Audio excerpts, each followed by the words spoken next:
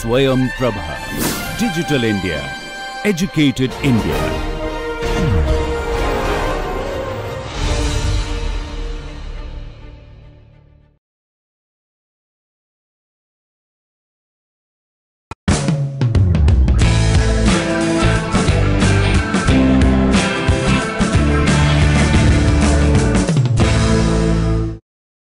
So good morning again. We will continue on the aspect of derivation of the continuity momentum and the energy equation, the governing equations, by means of another approach where you are completely working with a arbitrary shape control volume which is not fixed to any coordinate system. Okay, and this is a very interesting approach. So here what we do is we consider a control mass, essentially a system. That means you are considering fixed packet of fluid with a given mass and tracking it with respect to time. So if you assume that there is a fixed mass of fluid with a volume V at a time t, and then after some time t plus delta t, you see the volume changes but the mass content is the same. And if you define any property alpha as the property per say unit volume, and this property is supposed to be a function of time. Okay, so this is the traditional Lagrangian approach. So where you just the observer travels along with the frame of reference of moving frame of reference of the packet of fluid. So and then therefore the property changes are all happening over time, right, rather than the Eulerian approach where the observer is stationary, the control volume is stationary, and then the fluid crosses the control volume boundaries and there is a corresponding change of mass flux quantities of this particular property. Okay, so that is a different frame of reference. So this Lagrangian frame of reference can be used to calculate what is the rate of change of this particular property with respect to time. Okay, so now for that we have taken a small differential volume delta V corresponding to this time t and seeing how it evolves over time. Okay, the same differential volume, what happens at time t plus delta t. So if you overlap these two control volumes, essentially you see that this delta V has probably grown to this size, delta V at t plus delta t. Okay, so therefore what we can do is we can calculate the change delta V at t plus delta t minus delta V at t from the velocity vector. Basically if you take this particular differential volume, so this is delta V t and this entire thing is delta V t plus delta t. So this change is basically the volume of this element that I have drawn here. Okay, so therefore this surface is actually sweeping a distance of u vector dotted with the normal. Okay, so that much displacement is happening to that the differential surface element at time t, and it is sweeping that much of distance. So that should be equal to this difference change in the differential volume. Okay, so this is nothing but your u dot n delta t delta s, right.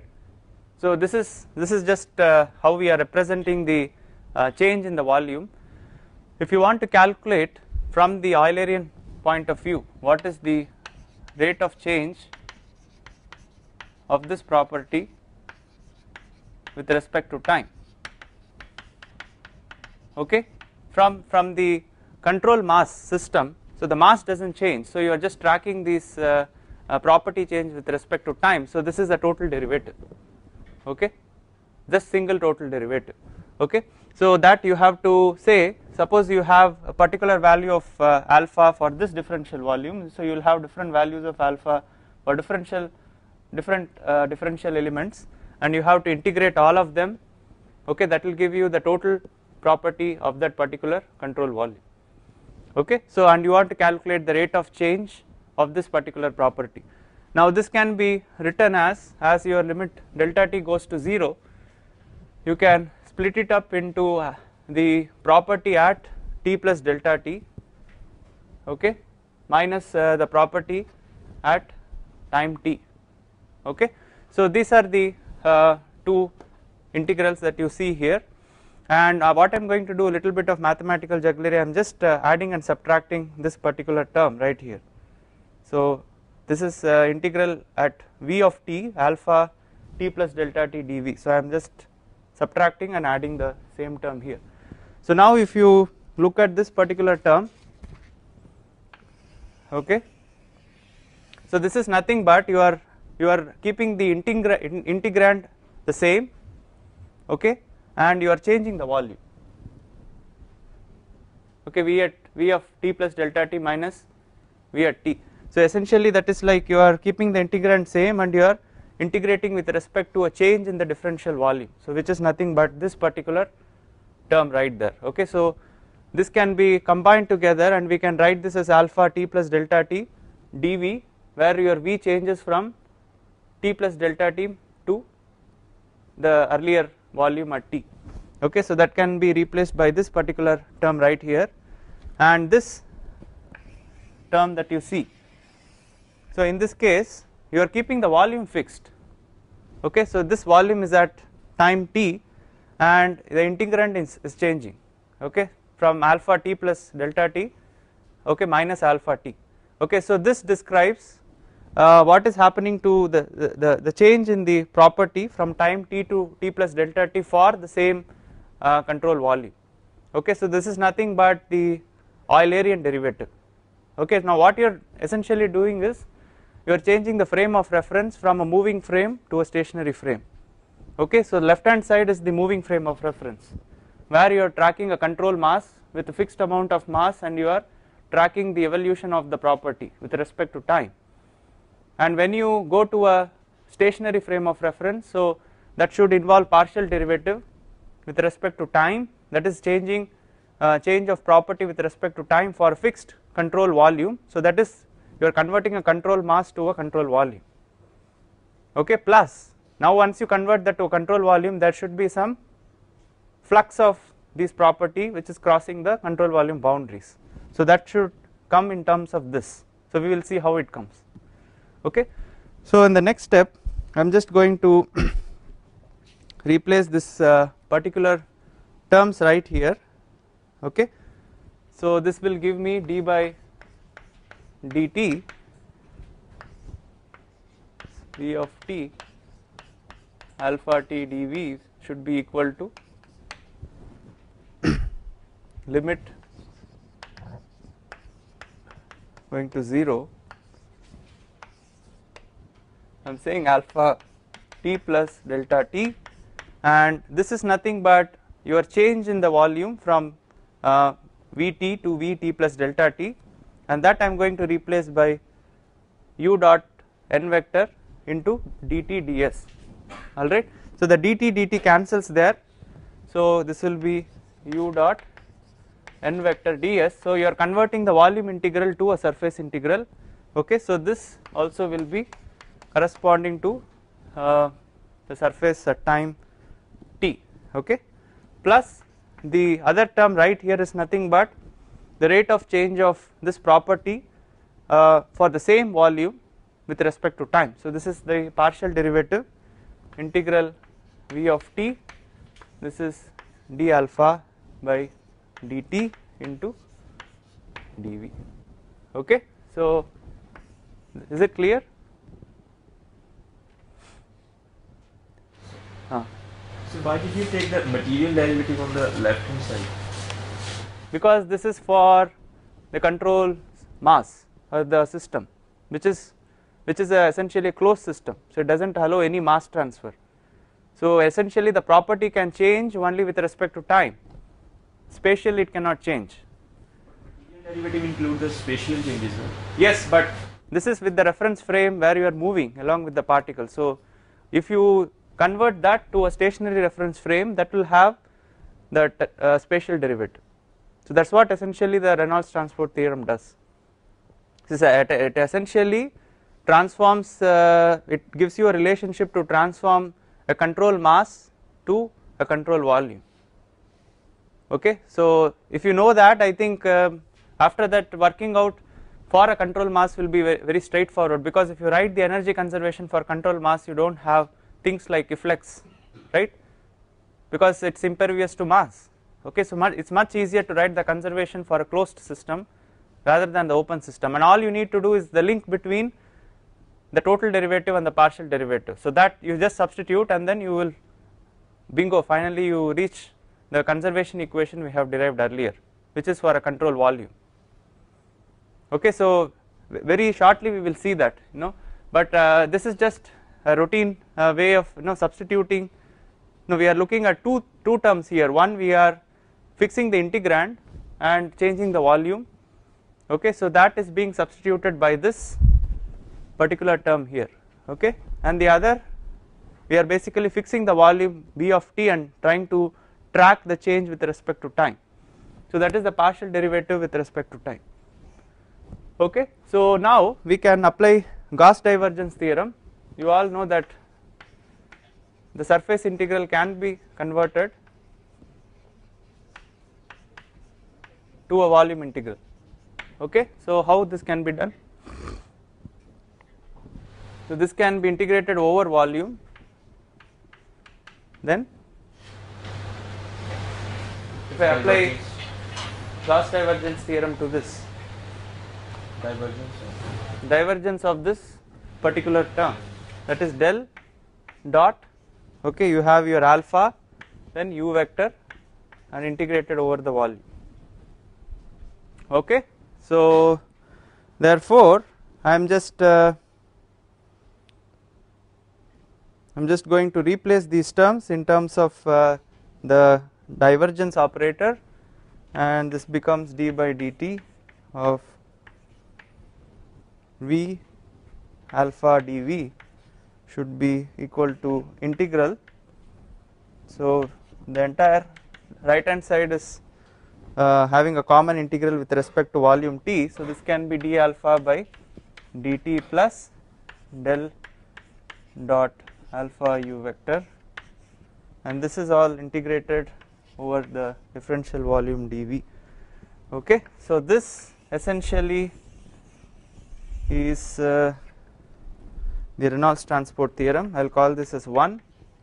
Okay, so this is the Reynolds transport theorem, which says that you are converting some property variation from a control mass, which is a closed system, to a control volume, which is an open system. So it is nothing but you are converting a total derivative, writing a total derivative in terms of partial derivatives. Okay, with respect to control mass, it is only a function of time, therefore it is one derivative, single derivative, and with respect to the control volume, you have property which is varying with respect to time and space, therefore you have partial derivatives. So as simple as that. Okay, so this can also be written in a tensor notation. Okay, so this is general notation also in tensor form. I think many of you have learnt tensors in your incompressible flows. So I am just going to use some notation here.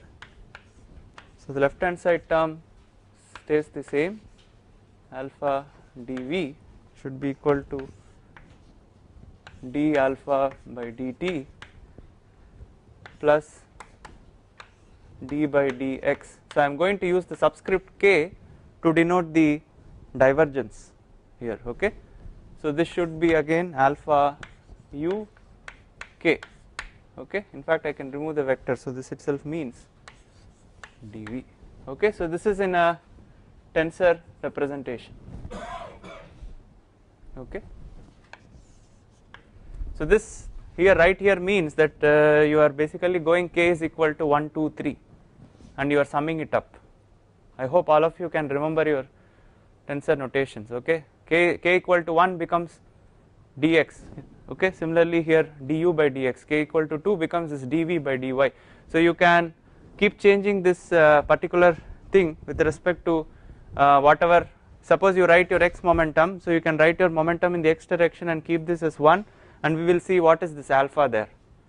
Similarly in the terms of energy, so you have to define alpha and then the index also will keep changing accordingly. Okay, so this is your theorem. We will apply this to derive the conservation principle number 1, conservation of mass.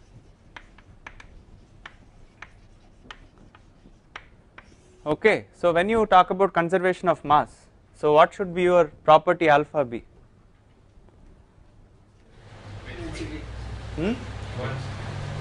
Alpha, we are defining property per unit volume. So if you conservation of mass, so this is mass per unit volume, right? So your alpha should be rho. So simply replace your alpha by rho. So what it essentially states, what your conservation of mass says, if you have a closed system, there is no mass entering and mass leaving because this is a closed system. So that is the advantage of using Reynolds transport theorem. You don't have to consider any flux of mass. Okay, so all you are bothered about is this total derivative. So what it says, your d by dt integral over v, your rho dv should be, this is the mass, the total mass 0, right? Because as I said, this is a control mass, so the mass cannot change with time. Okay, so this is 0. So now what you know is this is the fundamental starting point for a closed system. So now you also know from the Reynolds transport theorem the link between the total derivative and the partial derivative. Okay, so now you can write from a control mass to a control volume the same expression. Okay, so that will say that this is equal to v of t, okay, d rho by dt plus del dot rho u dv equal to what? 0 from the Reynolds transport theorem. Okay, so now for this condition to be valid, the integrand has to be 0, correct? So therefore this gives you your continuity equation.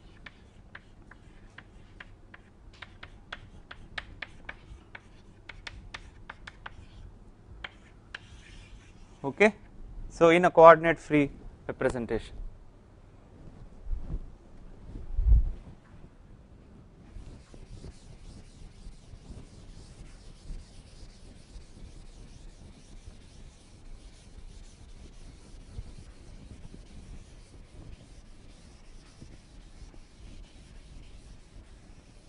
So momentum, I think you can do it yourself. You have to just apply the Newtonian law. Okay, for start with the closed system, apply the Newton's second law for the closed system, and then you can link the total derivative with respect to the partial derivatives. Okay, so I am going to do that for energy equation. So you can probably apply the same principle for the momentum equation also. Okay, now what I am going to do is for this particular case I am going to consider the corresponding transport or maybe the different forms of energy which are acting on this control volume, right. So one component which I will combine together, the body force and the viscous forces together, I will say that they are acting in some direction. Okay, let me call this as some p vector. Okay, this does not mean pressure here, it has all the components of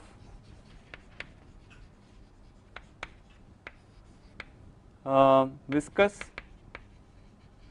and pressure and body, viscous, body and pressure forces. Okay, in one single component I am showing all these subcomponents are included under that p vector. Okay, so naturally what will be the work? If you have a p vector acting on this differential volume and you have velocity vector in this direction, so the work will be p dot u vector. Okay, so the corresponding displacement that is along this particular velocity vector direction should give me the work. Okay, so apart from that I can also have heat transfer. Okay, and I can just say I have some heat transfer like this q vector. Okay, so now I cannot do this in any coordinate system, it is arbitrary in any direction. So I am just using the vector notation and I am going to substitute there. Okay, so this is your heat transfer rate. Okay, in fact I can use the heat flux here, right here. So okay, q double prime vector heat flux Okay, so you have some internal energy for this particular system. You have this is a control mass. So essentially what is happening, you are not considering any flux of energy. Okay, it is close to mass, but it allows work and energy transfer to happen. Therefore you are considering a component of work, that is P dotted with U vector and heat transfer. So now we can write the first law of thermodynamics for a closed system. Okay, now first we will define what is alpha here. You have to tell me property alpha for when you consider energy. So you have components of internal energy and kinetic energy, right, per unit volume. Okay, so you have U plus U square. Okay, in fact I can write this as some magnitude of U vector square. Okay, so I am just expanding it in the conventional Cartesian coordinate system, okay, just for your convenience. And so what else, is this correct? This is per unit mass, okay, but I need property per unit volume. Divide by density, multiply by density, right, that is it. Okay, so this is my alpha. Now I will write the conservation for energy to this particular closed system, and that should give me what, d by dt. I can integrate this alpha, that is rho into, so in fact I am going to use a coordinate free representation here. So I will write this as half of u vector dotted with u vector, right, that is the same, u square plus v square plus w square if you write it in a Cartesian coordinate system. So I am just going to write this as plus u plus half u dotted with u dv. This is my left hand side term for a control mass. I am writing the first law of thermodynamics. So that should be equal to the work, okay, and the contribution of work and heat. Okay, only this can contribute to the change of energy of this particular system. I am now going to split into two components. So I am saying that this P has components of viscous and pressure. I can also have components of gravity, which I will say it is acting in some direction like this. Okay, so therefore this is the gravity contribution. I am separating that from the viscous and pressure contributions. So I will write those contributions separately. So as far as the work done by the pressure for the pressure and the viscous forces are concerned, so it should be U dotted with P, and they are acting on the surfaces, so it should be integrated over the surface. So this is one contribution. The other is coming from the gravity, so that is U dotted with rho g, and this is a body force, right, this is acting on the entire volume, so this should be a volumetric integral.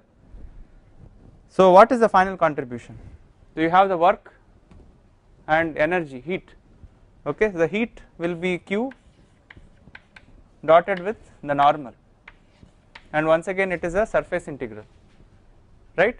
Now what should be the magnitude of this? Should it be, what should be the sign of this, plus or minus?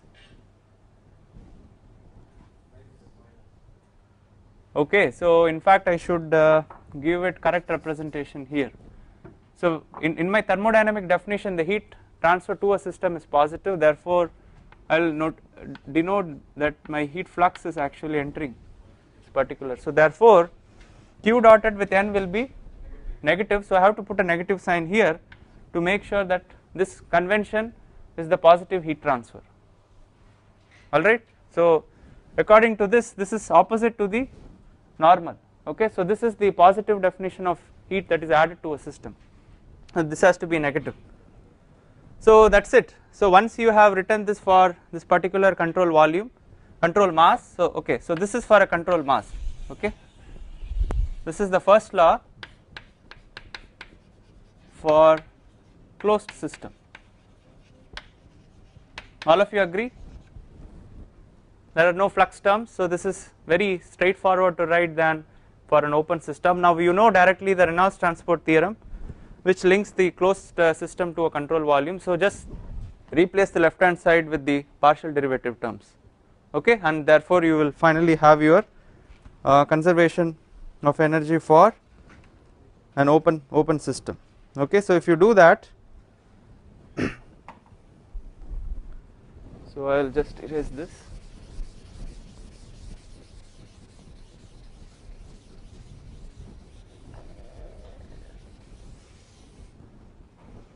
So this will, on the left hand side I am going to replace that with the Reynolds transport theorem formulation. I have V d by dt of this particular rho into u plus half u dot u, okay,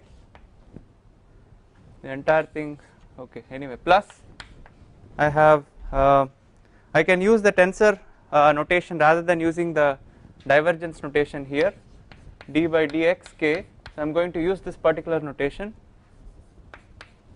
into rho u plus half u dotted with u, okay, multiplied by what, uk, okay, the entire term dv, okay.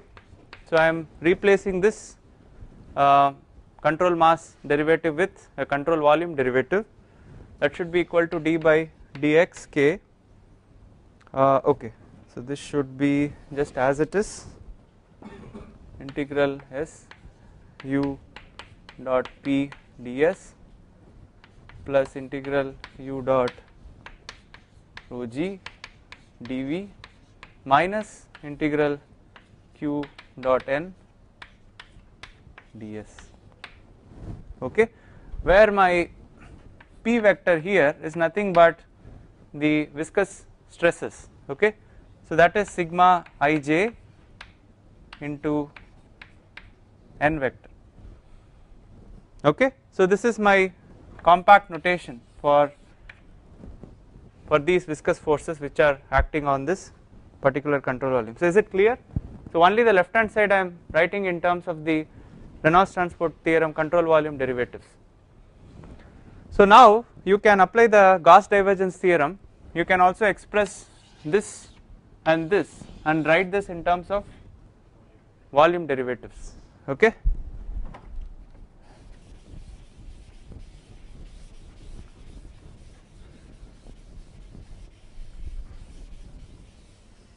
So therefore I can say my integral u dot p ds will become integral d by dx I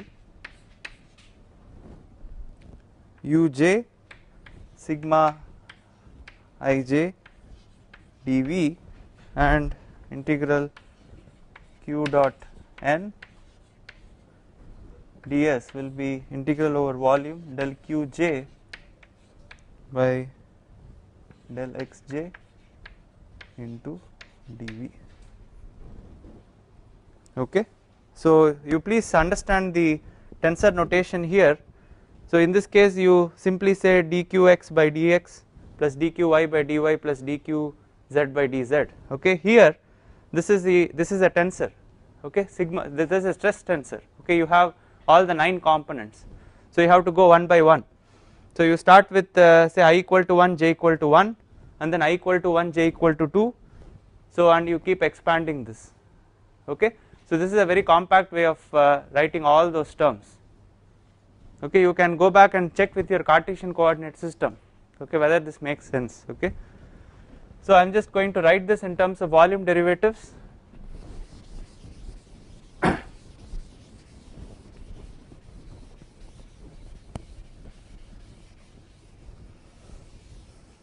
And therefore if I put them together I can say the integrand should be 0, because I can collect all the terms which have volume integral, okay, on the left hand side, and that will be equal to 0, and therefore the integrand has to be 0.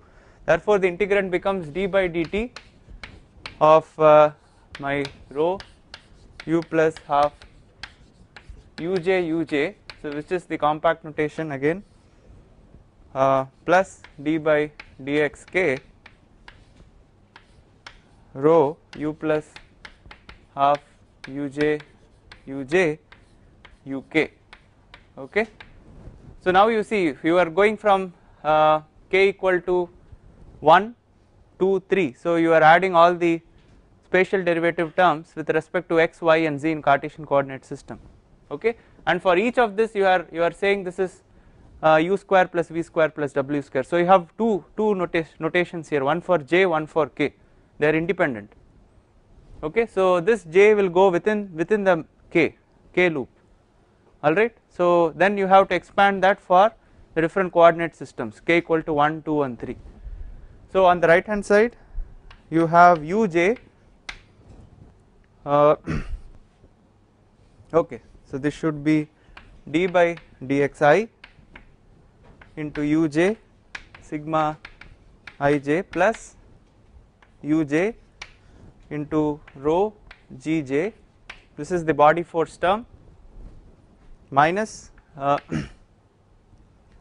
you have dqj by dxj.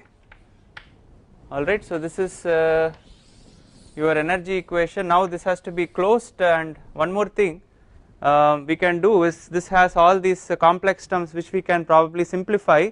Once again we can write the mechanical energy equation in a tensorial form and we can subtract that from this. Okay, so the mechanical energy equation, if you multiply your momentum equation by the velocity terms, okay, and sum all the three momentum equations, so your mechanical energy equation in the tensorial form can be written as d by dt rho uj by 2. Okay, this is like rho u square plus v square plus w square by 2. Okay, that is E plus you have d by dxk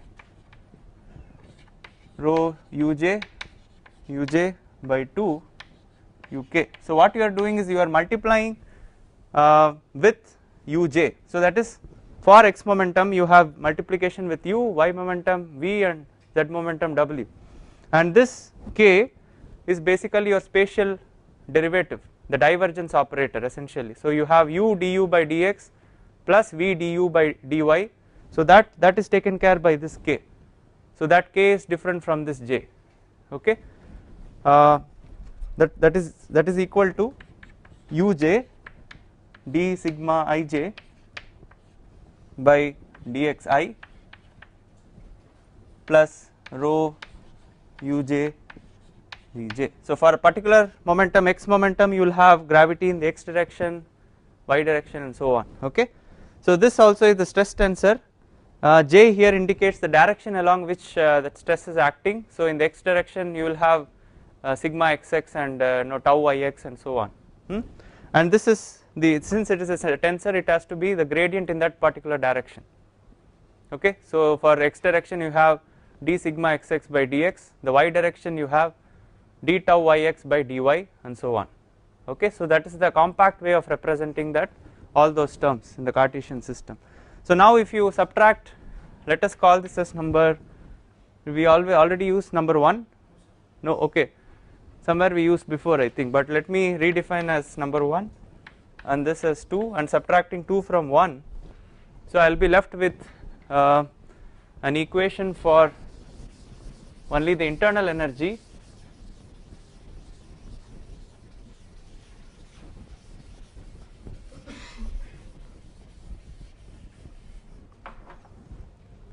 so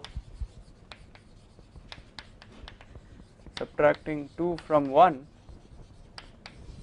I can say that I will get an equation like d by dt rho u plus d by dxk. So these two terms get cancelled off, I will get another term here rho u uk. On the right hand side I will have sigma ij, because if you expand this, this is sigma ij into duj by dxi plus uj into d sigma ij by dxi. So uj into d sigma ij, and this when you subtract they are gone. Okay, so you will have sigma ij into duj by what, dxi, and the body force term gets cancelled off directly, then you will have minus dqj by dxj. Alright.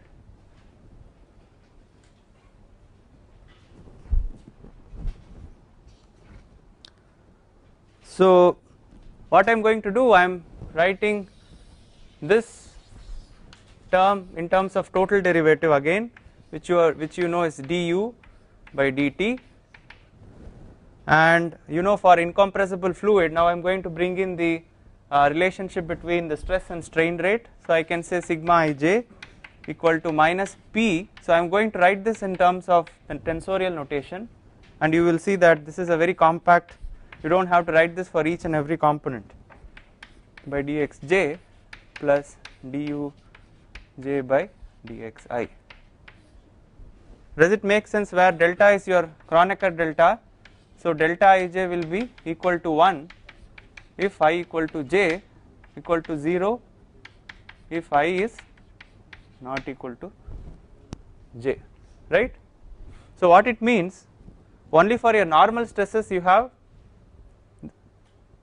minus p, the pressure forces come to balance the normal stresses, whereas the tangential stresses do not have the pressure force to balance that.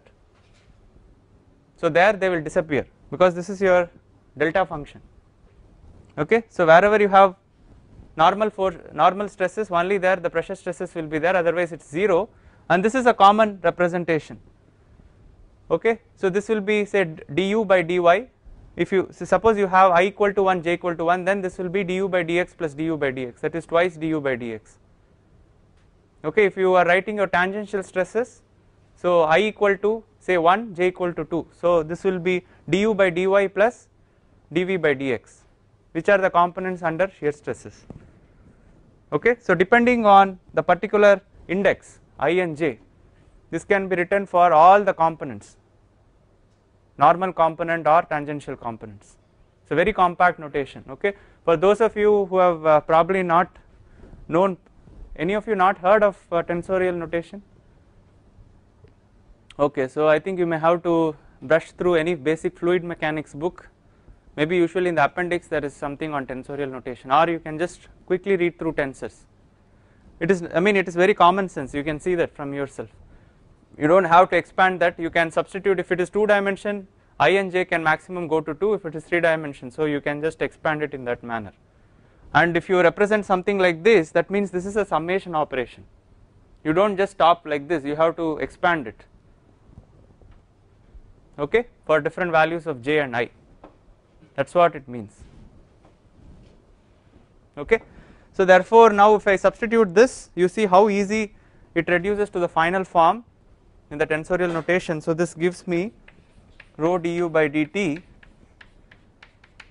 Okay, so this will be, I am substituting for sigma ij in terms of this, so minus p into du k or duj by dxj plus d by dxj of, so I am also using the Fourier's heat conduction law for Q, and I am writing this in terms of the temperature gradient dxj, okay, plus you will have some other terms which form the viscous dissipation right here.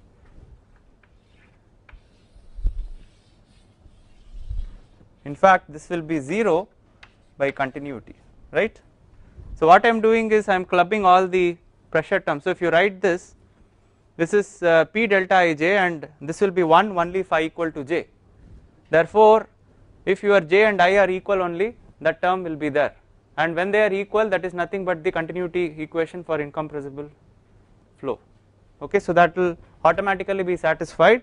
Therefore you will have your total derivative, that is equal to your Laplacian operator right here plus your viscous dissipation term, and for incompressible flows, so this phi what I have written here, you can see that for yourself will be nu dui by dxj plus duj by dxi times what, fill in the blanks, what will be the multiplication factor here. So I am just substituting this into this particular term. Okay, the pressure term I have cancelled it, duj by dxi, right.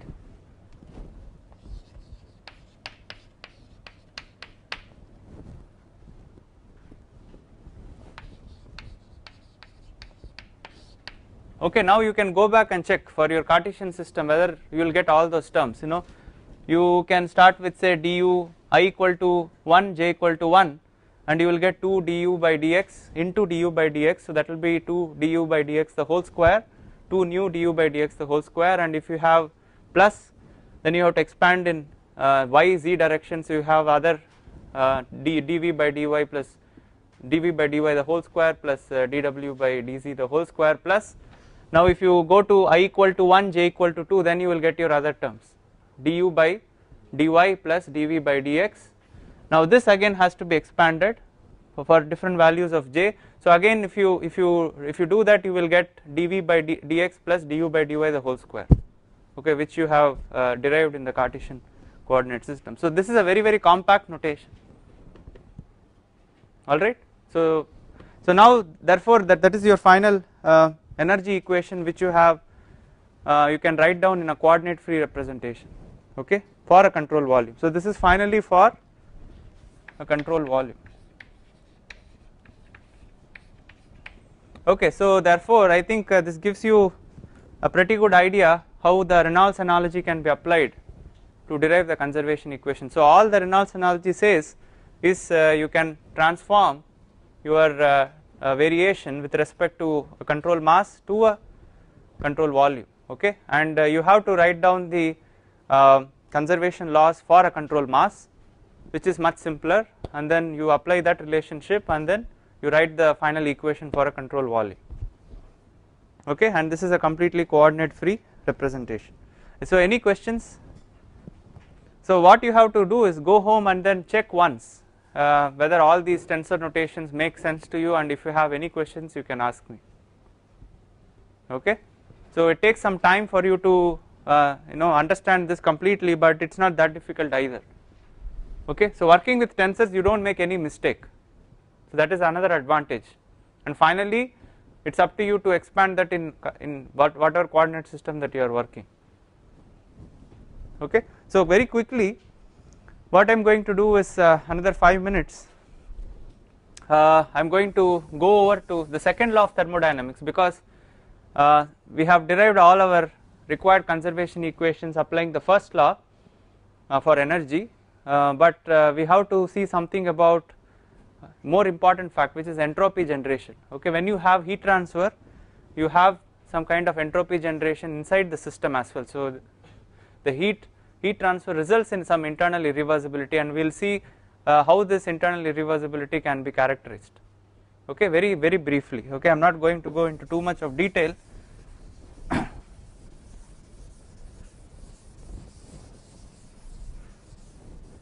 Okay, so I am just talking about the second law aspects now.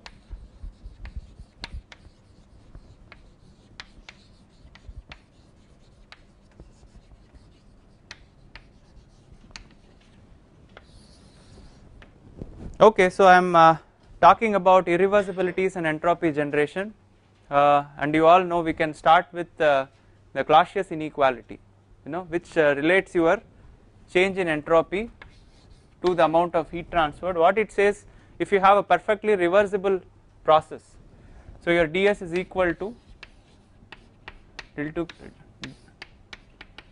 this is your perfectly reversible process, okay. If you had differential amount of heat, so you can relate your change in entropy directly with this particular relationship, okay. You can calculate the change in entropy if you integrate this particular equation, okay. Now if you have some internal irreversibility, what it says is your ds is greater than or equal to this. So usually for internal it should be greater than this, so we can also say, or otherwise ds is equal to this plus some entropy which is generated inside the system due to irreversibilities. These irreversibilities could be, one of them could be from the viscous dissipation, okay. In the energy equation you have a contribution of viscous dissipation, right.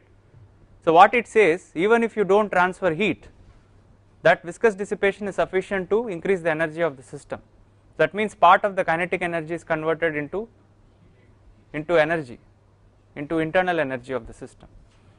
Okay, so that can cause additional irreversibilities.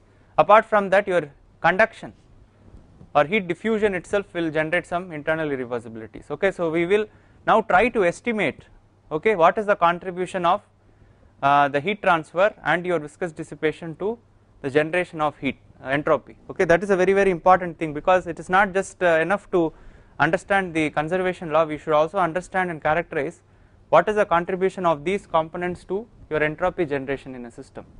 Okay, therefore we will just quickly expand this for a closed system. We can write this in a rate form as ds by dt is greater than or equal to 1 by t dq by dt.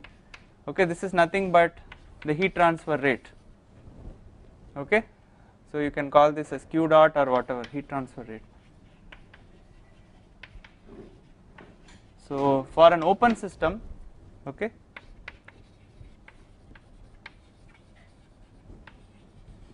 so what I am going to do is I will express this total derivative. This is for a closed system. I can use the Reynolds transport theorem, which I have, expand the total derivative in terms of the partial derivatives. I can say that this is my total entropy. Now if I define an entropy per unit volume as a property, so I can write this as rho into S. So this is the entropy per unit mass here, I am sorry. Okay, this is your entropy, specific entropy. So therefore the alpha, which is entropy per unit volume, will be rho times S and integrated over the entire volume plus what is the second term. Okay, so this is your S into so this is rho S times, so this will be the velocity component, okay, which will make your derivative here v dot n ds. This is integrated over the control surface. This should be greater than or equal to, if you integrate this again over the control surface, because your heat transferred is transferred across the control volume boundaries, okay, dq by dt, okay, ds. Alright, so this is your equation for conservation of entropy. So this is an entropy conservation equation, you can say.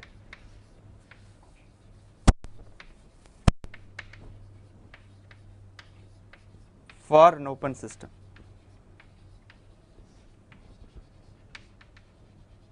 Alright, so it is just like your energy conservation. You can write something in terms of entropy flux, okay, and your rate of change of entropy with respect to time, and that should be greater than or equal to your heat transfer which is happening divided by time, the temperature, sorry. So what we will do now is that we will expand this particular term on the right hand side, okay. So we will apply Gauss divergence theorem for this term as well as this right hand side term, and we can expand that term a little bit, okay. So if you write in terms of the Gauss divergence theorem, so what I am going to do is that so this difference, ideally if you do not have any internal irreversibilities, this left hand side minus the right hand side term should be 0, right. If that is greater than 0, that means you have some internal irreversibility. So what I am going to say, your internal irreversibility S dot gen is equal to this minus this, okay. So which is nothing but your rho ds by dt, okay. So I am just writing this in terms of the total derivative, plus I am going to expand this particular term. I will write that using Gauss divergence theorem as del dot 1 by t, this can be written as del dot 1 by t del q by dt for the entire control volume. Alright, so this can be expressed as 1 by t, I can write this as del dot q double prime. Now the del q by del t is nothing but the heat flux primarily. So this can be written as del dot q, I can take 1 by t out minus I can take 1 by t square q double prime dot del t. Okay, I am just splitting this derivative, I am just expanding, I am just saying this is 1 by t, if I take out this is del dot q double prime minus, if I take q double prime out, so this is 1 by t square q double prime dot del t. I am just expanding and rewriting this. So this is my final expression, which says that my generation term has something like a total derivative plus this plus this. So if you ideally balance all these terms together, you can calculate your irreversibilities internally. Okay, so we will stop here, and tomorrow we will continue and show what are the final expressions for the contribution to internal irreversibilities.